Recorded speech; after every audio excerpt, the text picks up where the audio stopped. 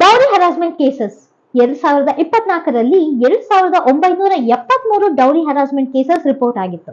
ಆದ್ರೆ 70% ಅಷ್ಟು cases falls cases ಅನ್ನೋದನ್ನ ಒಂದು ರಿಪೋರ್ಟ್ ಹೇಳುತ್ತೆ. ಅದೇ ರೀತಿ ರೇಪ್ ಕೇಸಸ್ ಕೂಡ 70% ಎಲ್ಲ ಫೇಕ್ ಕೇಸಸ್ ಆಗಿರುತ್ತೆ. ಇನ್ನು ವುಮೆನ್ ಓರಿಯೆಂಟೆಡ್ ಲಾಸ್ ಅಂತ ಹೆಚ್ಚಾಗಿ ಕಾಣ್ತೀವಿ. ಲೈಕ್ ಡೊಮೆಸ್ಟಿಕ್ ವೈಲೆನ್ಸ್ ಆಕ್ಟ್ ನೋಡಿ, ಲೈಕ್ ವುಮೆನ್ಗೆ ಸಪೋರ್ಟ್ ಮಾಡುತ್ತೆ. ಡೌರಿ ಹರಾಸ್ಮೆಂಟ್ ವುಮೆನ್ಗೆ ಸಪೋರ್ಟ್ ಮಾಡುತ್ತೆ. ಮೇಂಟೆನೆನ್ಸ್ ವುಮೆನ್ಗೆ ಸಪೋರ್ಟ್ ಮಾಡುತ್ತೆ.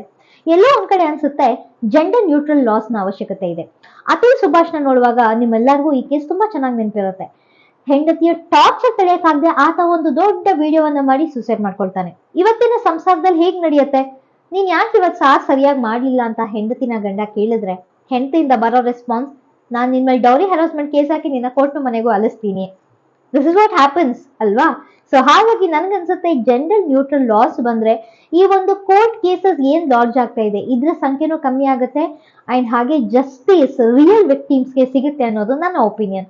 ನಿಮ್ಮ ಒಪಿನಿಯನ್ ಏನು ಅಂತ ನಂಗೆ ಕಮೆಂಟ್ ಸೆಕ್ಷನ್ ಅಲ್ಲಿ ತಿಳಿಸ ಅಂತ ಹೇಳ್ತಾ, ಈ ವಿಡಿಯೋ ನಿಮ್ಮೆಲ್ಲರಿಗೂ ಹೆಲ್ಪ್ ಆಗಿದ್ರೆ, ಇಷ್ಟ ಆಗಿದ್ರೆ ದಯವಿಟ್ಟು ಸಬ್ಸ್ಕ್ರೈಬ್ ಮಾಡಿ ಹಾಗೆ ಫಾಲೋ ಮಾಡಿ ಅಂತ ಹೇಳ್ತಾ ಥ್ಯಾಂಕ್ ಯು, ಬಾಯ್.